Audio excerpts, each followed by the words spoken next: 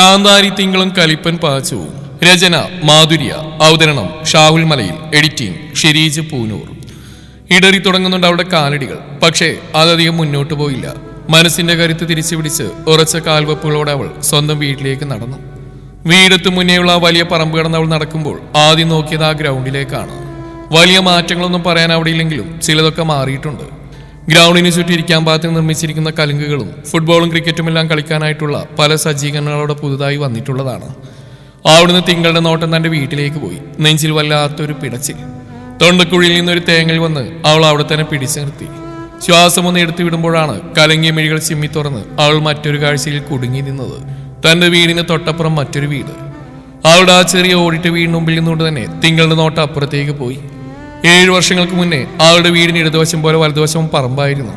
കാട് പിടിച്ച് കിടന്നിരുന്ന ആ സ്ഥലത്താണ് മനോഹരമായ ഒരു ഭവനം ഇപ്പോൾ ഉയർന്നു വന്നിരിക്കുന്നത്. പരമ്പരാഗത കേരള ശൈലിയെ അനുസ്മരിപ്പിക്കുന്ന രീതിയിൽ 3 തട്ടുകളായി ഓടുമേഞ്ഞ ചെരിഞ്ഞ മേൽക്കൂരയും വെട്ടുകല്ലുകൊണ്ട് ഭിത്തികളുമായി അത്രയും ഭംഗിയിൽ പണിതുന്നത്. ഒരു നിമിഷം തിങ്കളിന് ആ വീട്ടിൽ നിന്ന് കണ്ണെടുക്കാൻ തോന്നിയില്ല. ആ വീട്ടുമുറ്റം പകുതിയോളം മെറ്റൽ വിരിച്ചിട്ടുണ്ട്. കറുത്ത ഷീറ്റ് കൊണ്ട് വലിച്ചേട്ടിയ വേലിയൊക്കെ മാറി കോൺക്രീറ്റ് കൊണ്ട് 1, 2, 3 അടി പൊക്കത്തിലുള്ള അരമതിലാണ് ഇപ്പോൾ അവരുടെ അതിർത്തി. ആ വീടിനുമ്പിലെ മതിലിൽ പലനിറത്തിലുള്ള ബോഗൈൻ വില്ലകൾ ചെടിച്ചട്ടിയിലാക്കി വെച്ചിരിക്കുന്നു. പിന്നെയും എന്തൊക്കെയോ ചെടികളും പൂക്കളും കായ്ച്ചും പൂത്തും അവിടെ നിൽക്കുന്നുണ്ട്. ആ വീടിന് ഇരുവശത്തുമായുള്ള 2 റെമ്പുട്ടാൻ നിറയെ കായ്ച്ചു നിൽക്കുന്ന കണ്ണിൽ നിറഞ്ഞ അതിശയത്തോടെ അവൾ നോക്കി. ഒന്ന് ചുവപ്പും ഒന്ന് മഞ്ഞയുമാണ്. 2 മരത്തിന് ചുറ്റും തറകെട്ടി അതിനു മുകളിൽ എന്തൊക്കെയോ പൂച്ചെടികൾ വെച്ചിട്ടുണ്ട്. അതിനടുത്ത് നിന്നാണെന്ന് തോന്നുന്നു എന്തൊക്കെയോ ചിലപ്പുകൾ കേൾക്കുന്നുണ്ട്. തിങ്കളൊന്നുകൂടെ സൂക്ഷിച്ചു നോക്കിയപ്പോൾ കണ്ടു ലവ് ബേഡ്സ് ആണ്. പക്ഷേ അതിനടുത്തല്ല. അപ്പുറത്ത് മാറി നിൽക്കുന്ന ഒരു മാവിനോട് ചേർന്നാണ് ലവ് ബേഡ്സിന്റെ കൂട്. ആ മാവ് തിങ്കളിനറിയാം. ആളിവിടെ ഉണ്ടായിരുന്ന കാലത്ത് തന്നെ അതും ഇവിടെ ഉണ്ടായിരുന്നു. ഒന്ന് നിശ്വസിച്ച് അവളുടെ നോട്ടം തന്റെ വീട്ടിലേക്ക് പോയി. 4-5 മാസങ്ങളായി അടച്ചുപൂട്ടി കിടക്കുന്നതിന്റെ അത്ര വലിയ കുറവൊന്നും അവിടെ കാണുന്നില്ല. മുറ്റത്ത് ചെറുതായി കിളിർത്ത് നിൽക്കുന്ന പുല്ലിലേക്കും ആ തുളസി തറയിലേക്കും തിങ്കളുടെ നോട്ടം മുഴുവനായി പരതി നടന്നു. എന്നാലും പഴയ പോലെയല്ല. വീടിന്റെ ചുമരുകളിൽ പുതിയ പെയിന്റ് പൂശിയിട്ടുണ്ട്. ഓടും മാറിയിരിക്കുന്നു. ആ പുതുമ ഇപ്പോൾ വീട്ടിൽ കാണുന്നുമുണ്ട്. ഇവിടെ താമസിച്ചിരുന്നവർ 4 മാസം മുന്നേ മാറിപ്പോയിട്ടുണ്ടെന്ന് അവർക്ക് വിവരം കിട്ടിയതാണ്. ഇനി താൻ ഇവിടേക്ക് വരുന്നതുകൊണ്ട് ആരെങ്കിലും പറഞ്ഞ് ചെയ്യിപ്പിച്ചാണോ ഇതൊക്കെ? തിങ്കളാ ചിന്തിച്ച് നിൽക്കുമ്പോൾ തന്നെ പുറകിൽ നിന്ന് ഏതോ ഒരു ബൈക്കിന്റെ ശബ്ദത്തിൽ അവളൊന്ന് തിരിഞ്ഞു നോക്കുമ്പോഴേക്കും ആ ബൈക്കിന്റെ ശബ്ദം അവളുടെ തൊട്ടു മുന്നിൽ തന്നെ വന്നൊന്ന് നിലച്ചു. ബൈക്കിൽ നിന്നിറങ്ങിയ മല്ലികയും ഗോപിനാഥനും തിങ്കളുടെ നോക്കി പുഞ്ചിരിച്ചു. അച്ചമ്മയുടെ ആങ്ങളെ വിശ്വംഭന്റെ മകളാണ് മല്ലിക. അവരുടെ ഭർത്താവ് ഗോപിനാഥൻ. ഞാൻ നേരത്തെ ഒരുങ്ങിന്നാ മോളെ, ഈ ഗോപിയേട്ടൻ കുളിക്കാൻ കയറിയിട്ടൊന്ന് ഇറങ്ങണ്ടേ?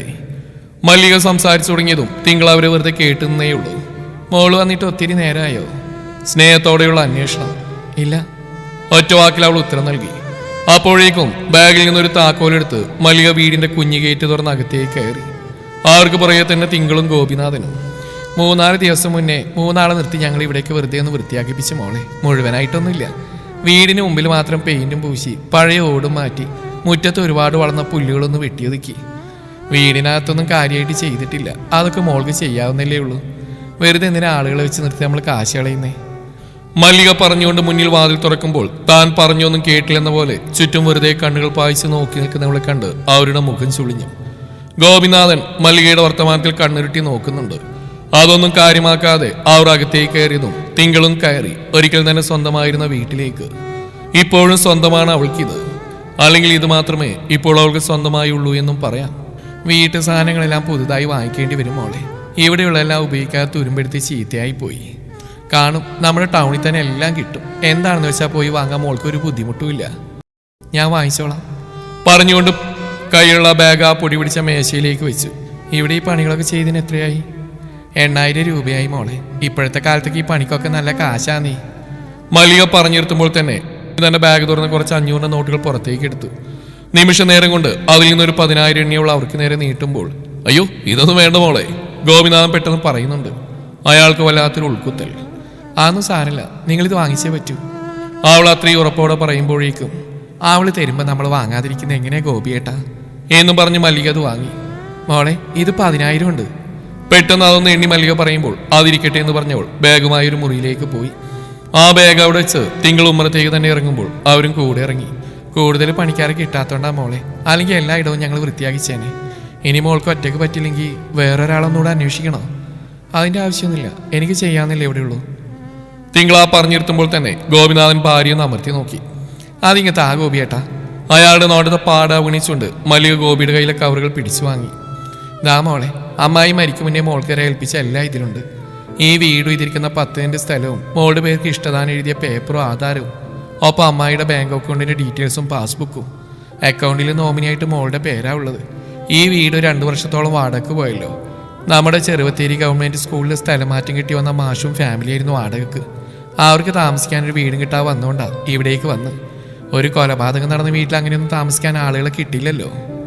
മല്ലിക ഫ്ലോയിൽ അങ്ങ് പറഞ്ഞു പോകുമ്പോൾ ഗോപി അവരുടെ കയ്യിൽ അമർത്തിയൊന്ന് പിടിച്ചു. ആരും പെട്ടെന്ന് പരിങ്ങളോടെ തിങ്കളെ നോക്കുമ്പോൾ അവളുടെ മുഖത്ത് യാതൊരുവിധ ഭാവമാറ്റവും ഇല്ല. അപ്പൊ ഞാൻ പറഞ്ഞു വന്നത്, വാടകയൊന്നും അധികമില്ല മോളെ. കിട്ടിയത് അമ്മായിയുടെ അക്കൗണ്ടിൽ കിടപ്പുണ്ട്. പിന്നെ ആദ്യം അവർ അന്ന് അഡ്വാൻസ് കൊണ്ടാ അമ്മായി മരിച്ചതിന് ശേഷം ഈ വീടൊന്ന് മോടി പിടിപ്പിച്ച് വന്നു കയറിയപ്പോൾ തന്നെ മോളെ മോഷിപ്പിക്കാൻ വേണ്ടി പറഞ്ഞല്ലോ കേട്ടോ. ഇതെല്ലാം എല്ലാം മോളൂടി അറിഞ്ഞിരിക്കണല്ലോ. അതും പറഞ്ഞു കഴിഞ്ഞ് ഗോപിനാഥന്റെ കയ്യിലെ മറ്റൊരു കവർ കൂടെ അവൾക്ക് നേരെ നീട്ടി മല്ലിക. മോൾക്കുള്ള ഭക്ഷണം, രാവിലത്തെ ഭക്ഷണം മോൾ കഴിച്ചോ? കഴിച്ചാലും ഇല്ലെങ്കിൽ രാവിലേക്കുള്ള ഉച്ചക്കുള്ള ഞാൻ കൊണ്ടുവന്നിട്ടുണ്ട്. വൈകുന്നേരത്തേക്കുള്ളത് മാത്രം ഉണ്ടാക്കിയാൽ മതി. മറുത്തൊന്നും പറയാതെ അവളത് വാങ്ങി. മോൾക്കൊരു ജോലിക്കാരി ഞാൻ അന്വേഷിക്കുന്നുണ്ടേ, ഒന്നങ്ങോട്ട് ശരിയായിട്ടില്ല. എന്നാലും അധികം വൈകാതെ തന്നെ നമുക്ക് ശരിയാക്കിയെടുക്കാം. ഗോപിനാഥൻ വല്ലായ്മയോടെ പറഞ്ഞിർത്തുമ്പോൾ മറുപടിയൊന്നും പറയാതെ തലയാട്ടിയതേയുള്ളൂ അവൾ. അല്ലെങ്കിലും ജയിൽ ശിക്ഷ കഴിഞ്ഞ് വന്നയാൾക്ക് പെട്ടെന്നൊരു ജോലിയോടൊന്നും കിട്ടില്ലെന്ന് അവൾക്കും അറിയാം. എന്ന് കരുതി അങ്ങനെയൊക്കെ തോറ്റു കൊടുത്താൽ ഇനിയും ജീവിക്കേണ്ടേ അവൾക്ക്. ജനിച്ചു പോയില്ലേ, ജീവിച്ചേ പറ്റൂ, ജീവിക്കും. എന്നാ ഞങ്ങൾ ഇറങ്ങട്ടെ മോളെ. മോളെ ഇവിടെ ഒറ്റക്കാക്കി പോകുന്നതിൽ വിഷമമുണ്ട്. പക്ഷേ സാഹചര്യം എന്നെ ഓർത്തൊരു വിഷമവും വേണ്ട. ഒറ്റയ്ക്ക് ജീവിക്കാൻ തുടങ്ങിയിട്ട് കുറേ ആയില്ലേ. എനിക്കിപ്പോൾ അതാ ശീലം, ഇഷ്ടവും. മല്ലിക അത് പറഞ്ഞു പൂർത്തിയാക്കും മുന്നേ തിങ്കളിന്റെ മറുപടി എത്തിയതും എന്നാ ശരി മോളെ, ഇടയ്ക്ക് എപ്പോഴെങ്കിലും വരാം എന്നും പറഞ്ഞ് ആർ ഗോപിനാഥനെയും കുട്ടി അവിടുന്ന് യാത്ര പറഞ്ഞിറങ്ങി. നീ ആ കുട്ടിയുടെ കയ്യിൽ നിന്ന് പണം വാങ്ങി വിട്ടു ശരിയായില്ല മല്ലി. ഗോപിനാഥൻ ബൈക്കെടുത്ത് റോഡിലേക്ക് ഇറങ്ങുമ്പോൾ തന്നെ ഉള്ളിലാമർഷം പുറത്തേക്ക് കൊണ്ടുവന്നു. ഇത്രയും ചെറിയ പ്രായത്തിൽ തന്നെ എന്തൊക്കെ അനുഭവിച്ച പെൺകുട്ടിയത്. ഇനി അത് എന്തൊക്കെ തരണം ചെയ്യണ ഈ ലോകത്തൊന്ന് ജീവിച്ച് വിജയിക്കാൻ. അത് ഒരാൾ പോലും തുണയില്ലാതെ എന്നിട്ട് അതിൻ്റെ കയ്യിൽ നിന്ന് കാശ് വാങ്ങി വന്നിരിക്കുന്നവള്. എൻ്റെ ഗോപിയേട്ടാ, ഇത് നമ്മൾ വെറുതെ ഉണ്ടാക്കിയ പണമൊന്നല്ലല്ലോ. ആൾക്ക് വേണ്ടി തന്നെ ചെലവാക്കിയതല്ലേ. അങ്ങനെ എടുത്ത് ചെലവാക്കാൻ നമ്മുടെ കയ്യിൽ ഒരുപാട് ഉണ്ടായിട്ടാണോ? അപ്പൊ പിന്നെ അവൾ ആ കാശ് വന്നപ്പോൾ വാങ്ങാതിരിക്കാൻ എനിക്ക് പറ്റിയില്ല. ഇതിപ്പോൾ നോക്ക്, 2000 രൂപ കൂടുതലും കിട്ടി. ഇങ്ങനെ കൂടുതൽ കിട്ടുമെന്ന് അറിയെങ്കിൽ എന്ത് വന്നാലും നമുക്ക് ആ പണിക്കാരെ വിളിച്ചിരുത്തി ആ വീട് നന്നായിട്ടൊന്ന് മോടി പിടിപ്പിക്കായിരുന്നു. ആ ഇനി പറഞ്ഞിട്ട് കാര്യമില്ല, എല്ലാം കഴിഞ്ഞു പോയില്ലേ. നിരാശയോടെ ബാക്കിൽ നിന്ന് പറയുന്നവളെ റിവ്യൂ മിററിലൂടെ ഒന്ന് നോക്കി ഗോപി. നിന്റെ അമ്മായിയുടെ പേരക്കുട്ടിയിലിടിയത് നിന്റെ മകളുടെ സ്ഥാനം. അതെ, അതിനിപ്പോ എന്താ? ഞാൻ അവളോട് എന്തെങ്കിലും മോശമായിട്ട് പെരുമാറിയോ? അതിന്റെ സ്വന്തം കൂടപ്പിറപ്പ് അമ്മായിയെ പോലും അതിന് ഇതുവരെ തിരിഞ്ഞു നോക്കിയിട്ടില്ല. അവളെ കുറിച്ചൊന്നും അന്വേഷിച്ചിട്ടുമില്ല. അതുകൊണ്ട് തന്നെയാ അമ്മായിയെല്ലാം മരിക്കുമ്പോൾ വിശ്വസിച്ച് നമ്മളെ ഏൽപ്പിച്ച്. ആ ഏൽപ്പിച്ച കടമ നല്ല രീതിയിൽ തന്നെ നമ്മൾ പൂർത്തിയാക്കിയില്ലെന്ന് ഗോപിയുടെ പറയാൻ പറ്റുമോ? മല്ലിക തിരിച്ചു ചോദിച്ചു തുടങ്ങിയതും ഗോപിനാഥൻ മൗനം പാലിച്ചു. താരയുടെയും ശ്രീയത്തിന്റെയും വിവാഹം കഴിഞ്ഞ് കുറച്ച് മാസങ്ങളിൽ കിടന്ന അമ്മായിയുടെ മരണവും മറ്റുകൊടുത്ത വിവരങ്ങളും നമ്മളെല്ലാം അവളെ ഇവിടെ ചെന്ന് അറിയിച്ച്. ദേ ഇപ്പൊ അവള് തിരിച്ചു വന്നപ്പോ അമ്മായി പറഞ്ഞ പോലെ എല്ലാം അതിനെ ഏൽപ്പിച്ച് ആ വീടും ശരിയാക്കി കൊടുത്തു. കഴിക്കാനുള്ള ഭക്ഷണവും ഞാൻ തന്നെ ഉണ്ടാക്കി കൊടുത്തു. ഇതിനേക്കാൾ കൂടുതലായിട്ട് എന്താ നമ്മൾ ചെയ്യുക? ഇനി ചെയ്യണമെങ്കിൽ തന്നെ അതിനുള്ള ശേഷിയുണ്ടോ നമുക്ക്? പിന്നെ ഒരു പെൺകുട്ടിയിലെന്ന് വെച്ച് അതിനെ നമ്മുടെ വീട്ടിലേക്ക് വിളിച്ചാൽ അത് വരില്ലെന്ന് ഇപ്പൊ 100% ഉറപ്പാണ്. ഇനി വന്നാൽ തന്നെ അതിനിവിടെ പാർപ്പിക്കാൻ പറ്റുമോ? അങ്ങനെ ഒരു സന്തതിയല്ലേ നമുക്കുള്ളത്. എനിക്ക് അവനെ ഒട്ടും വിശ്വാസമില്ല. ആ കൊച്ചിനെ ഒരു പ്രാവശ്യം കൂടെ ജയിലിലേക്ക് വിടണോ? അയ്യോ വേണ്ട. ഗോപി അത് പറയാൻ ഒട്ടും സമയമെടുത്തില്ല. എന്നാ പിന്നെ ഓരോന്നും ചിന്തിച്ചുകൊണ്ട് ആ മര്യാദക്ക് നേരെ നോക്കി അങ്ങ് വണ്ടി ഓടിക്കുക. എന്നിട്ട് വേഗം ആ കൊച്ചിനെ പറ്റിയൊരു ജോലി കണ്ടുപിടിച്ച് കൊടുക്കാൻ നോക്ക്. ബാക്കിയൊക്കെ അതിന്റെ വിധി പോലെ നടന്നോളൂ. മല്ലി ഒരു നിശ്വാസത്തോടെ പറഞ്ഞു നിർത്തുമ്പോൾ ഗോപിനാഥനൊന്ന് മൂളി. ഗോപിനാഥനും മല്ലികയും പോയി കഴിഞ്ഞിട്ടും തിങ്കളാ ഉമ്മറത്തേനെ നിൽക്കുകയാണ്. ആ നേരം തന്നെയാണ് ഒരു ബൈക്കിന്റെ ഇരമ്പൽ. എന്തെങ്കിലും മറന്ന് അവർ തിരിച്ചു വരുന്നതാണോ എന്നൊരു സംശയത്തോടെ തിങ്കൾ നിൽക്കുമ്പോൾ അവളുടെ വീടിന് മുമ്പിലൂടെ കാറ്റുപോലെ പോയ ബൈക്ക് അപ്പുറത്തെ വീടിന്റെ ഗേറ്റ് മുമ്പിൽ ബ്രേക്ക് ഇട്ട് നിന്നു. മനുഷ്യനെ കൊല്ലാനുണ്ടായൊരു സാധനം. പാർട്ടിയുടെ ബൈക്കിൽ നിന്നിറങ്ങിയ ചാന്ദിനി അവന്റെ ഇടുപ്പിലൂടെ ഒന്നുകൂടി നുള്ളു കൊടുത്തിട്ട് വീടിന്റെ ഗേറ്റ് തുറന്ന് അകത്തേക്ക് കയറുമ്പോൾ മന്മഥൻ എഴുന്നേറ്റ് അവർക്കടുത്തേക്ക് എത്തിയിട്ടുണ്ട്. പുഷ്പു ആ പൂമുഖത്ത് തന്നെ കിടപ്പാണ്. അവരെ കണ്ടുകൊണ്ട് ഇപ്പോഴൊന്ന് കിടന്നിടത്ത് എഴുന്നേറ്റിരിപ്പുണ്ട്.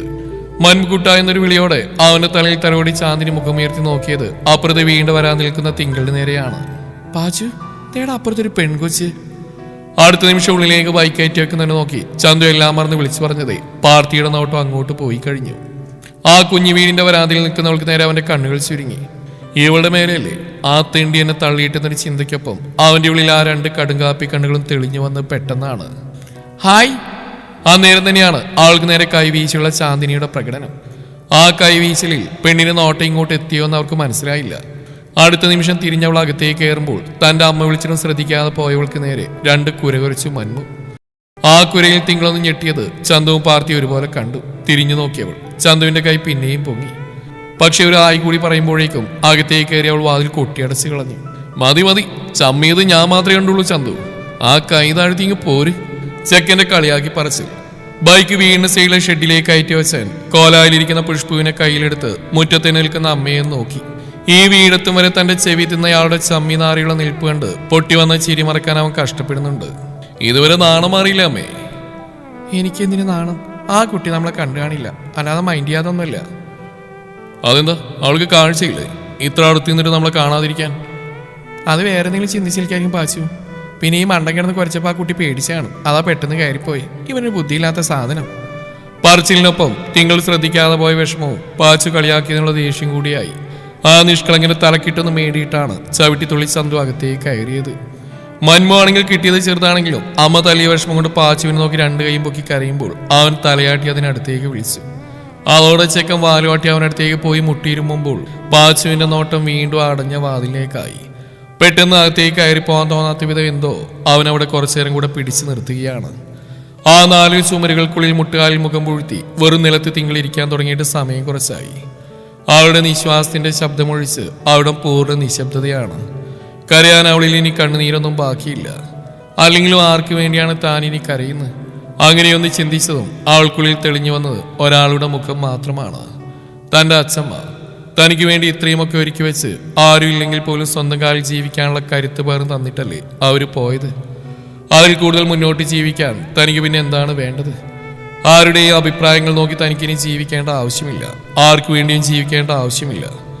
താൻ തനിക്ക് വേണ്ടി മാത്രമല്ലേ ജീവിക്കുന്നത്. മുഖമൊന്ന് അമർത്തി തുടച്ച് തിങ്കൾ ഇരുന്നിടത്ത് എഴുന്നേറ്റു. ചെയ്തു തീർക്കാൻ അവൾക്ക് ഇന്ന് ഒരുപാട് കാര്യങ്ങളുണ്ട്. നേരെ ചെന്ന് മല്ലിക തന്ന കവർ തുറന്ന് ഭക്ഷണം പുറത്തേക്ക് എടുത്തു. നന്നായി വിശക്കുന്നുണ്ട്. വരുന്ന വഴിക്ക് ബസ്സിൽ കയറി മുന്നേ ഒരു ചായയും കട്ട്ലറ്റും മാത്രം വാങ്ങി കഴിച്ചുള്ളൂ. അവർ കൊണ്ടുവന്ന ഇഡ്ഡലിയും സാമ്പാറുമാണ്. പിന്നെ ഒരു പൊതി ചോറും. സമയം 11:30 തൽക്കാലം അവൾ 4 ഇഡ്ഡലിയും സാമ്പാറും എടുത്ത് കഴിച്ചു. കുപ്പിവെള്ളം നേരത്തെ വാങ്ങിച്ച് ബാഗിലുണ്ടായിരുന്നല്ലോ. ഭക്ഷണം കഴിച്ച് വെള്ളം കുടിച്ച് അടുക്കളയിലേക്ക് ചെല്ലുമ്പോൾ ഒരു നിമിഷം അവളുടെ ഉള്ളിലൂടെ ഒരു ആന്തലും വിറയിലും കടന്നുപോയി. ഇവിടെ വെച്ചാണല്ലോ അവളുടെ ജീവിതം ഒരിക്കൽ അവസാനിച്ചത്. തന്റെ വെട്ടുകൊണ്ട് ചത്തുമലർന്ന് കിടക്കുന്ന രഞ്ജിത്തിന്റെ മുഖം ഉള്ളിൽ തെളിയുമ്പോൾ ഒരു തരി ഭയവും കുറ്റബോധവും ഇപ്പോഴും തിങ്കളിലില്ല. പകരം അവനോടുള്ള വെറുപ്പും പകയും തന്നെയാണ് ആ മനസ്സിൽ നിറഞ്ഞു നിൽക്കുന്നത്. അന്നത്തെ ആ രാത്രി വിളിക്കുമ്പോൾ ഒരാളെ വെട്ടിയരിഞ്ഞു വന്ന തിങ്കളിനെ കാണാൻ ഈ നാട് മൊത്തം മുറ്റത്തുണ്ടായിരുന്നു. പക്ഷെ ആകെ മരവിച്ചിരുന്നവൾ ഒന്നും അറിഞ്ഞില്ലെന്ന് മാത്രം. പോലീസ് വന്ന് അറസ്റ്റ് ചെയ്തു. മതിയായ സാക്ഷിമൊഴികളും തെളിവുകളില്ലാത്തതുകൊണ്ടും അവളുടെ പ്രായവും മറ്റും കണക്കിലെടുത്ത് 7 വർഷം അവൾക്ക് കോടതി ശിക്ഷ വിധിച്ചു. കോടതിയിൽ നിന്ന് ജയിലിലേക്ക് പോകുമ്പോൾ അവളെ കെട്ടിപ്പിടിച്ച് കരഞ്ഞ അച്ഛമ്മയും താരയും, കണ്ണു നിറച്ചു നിന്ന ശ്രീജിത്തും. ആരൊക്കെയില്ലെങ്കിലും ഈ 3 പേര് തനിക്ക് വേണ്ടി എപ്പോഴും ഉണ്ടാവുമെന്നോർത്ത് സമാധാനത്തോടെയാണ് അന്ന് അവൾ ആ പോലീസ് ജീപ്പിലേക്ക് കയറിയത്. പക്ഷെ എന്നാണ് അവൾ അത് അങ്ങനെയല്ലെന്ന് മനസ്സിലാക്കിയത്? 2 വർഷങ്ങൾക്കപ്പുറം മല്ലികയും ഗോപിനാഥനും തിങ്കളിനെ കാണാൻ വന്നിരുന്നു. എല്ലാവരും തന്നെ മറന്നോ എന്ന് കരുതി ഉള്ളിലെ നോവ് അടക്കി പിടിച്ചടക്കുന്ന സമയം തിങ്കളിന് 2 വിസിറ്റുണ്ടെന്ന് ജയിലിൽ വന്ന് പറഞ്ഞതും ആളിൽ നിറഞ്ഞ ആനന്ദം താരവും ചിത്തേട്ടനാണെന്ന് കരുതി തുടിയൊട്ടുന്ന മനസ്സോടെ അങ്ങോട്ട് എത്തും വരെ ഉണ്ടായിരുന്നുള്ളൂ. മല്ലികയും ഗോപിനാഥനും അച്ചമ്മയുടെ ആങ്ങളയുടെ മോളും ഭർത്താവുമാണെങ്കിൽ പോലും അവരുമായി അത്ര അടുപ്പമെന്ന് പറയാൻ തിങ്കളിനില്ലായിരുന്നു. എന്നാലൊന്ന് പുഞ്ചിരിച്ചവൾ സഹതാപത്തോടെ അവളെ നോക്കി അവർ കാര്യങ്ങളെല്ലാം പറഞ്ഞു തുടങ്ങി. അമ്മയെ അച്ഛമ്മ അടിച്ചിറക്കിയ കാര്യം, ജിത്വേടിനെയും താരുവിനെയും കല്യാണം, അച്ഛമ്മയുടെ മരണം, ഇനി ആ നാട്ടിൽ തനിക്ക് ആരുമില്ലെന്ന സത്യം. അന്നായിരുന്നു 7 വർഷങ്ങൾക്ക് മുന്നേയുള്ള തിങ്കളിന്റെ മരണം. കരഞ്ഞു കരഞ്ഞ് അവളുടെ കണ്ണീർ വറ്റിപ്പോയ ദിവസം. ആർക്ക് വേണ്ടിയാ മോളെ നീ ഇങ്ങനെ കരഞ്ഞു തീരുന്നു? നിന്റെ മരിച്ചുപോയ അച്ഛമ്മക്ക് വേണ്ടിയാണെങ്കിൽ നീ എത്ര കരഞ്ഞാലും അവരിനി തിരിച്ചു വരാൻ പോകുന്നില്ല. അതോ ഇനി നിന്നെ ചതിച്ചവരോർത്താണെങ്കിൽ നീ ഇങ്ങനെ കരയുകയല്ലേ വേണ്ട? അവർക്ക് മുന്നിൽ തന്നെ നട്ടിലുയർത്തി നിവർന്ന് നിന്ന് കാണിച്ച് ജീവിച്ചു കൊടുക്കണം. നിങ്ങൾ ആരുമില്ലെങ്കിലും എനിക്കൊന്നുമില്ലെന്ന ഭാവത്തിൽ തന്നെ നിനക്ക് ജീവിക്കാനുള്ള നിന്റെ അച്ഛമ്മ ഒരിക്കൽ അവിടെ വെച്ചിട്ടുണ്ടെങ്കിൽ അവരും ആഗ്രഹിക്കുന്ന ഇത് തന്നെയല്ലേ? ആർക്കും ആരും സ്വന്തമല്ല മോളെ. ജനിക്കുന്നോ മരിക്കുന്നോ ഒറ്റക്കല്ലേ? പിന്നെ ജീവിക്കാനാണോ പാട്? ഇതൊന്നും ഞാൻ പറയും പോലെ എളുപ്പമല്ല. പക്ഷേ നിന്നെ കൊണ്ടത് പറ്റും.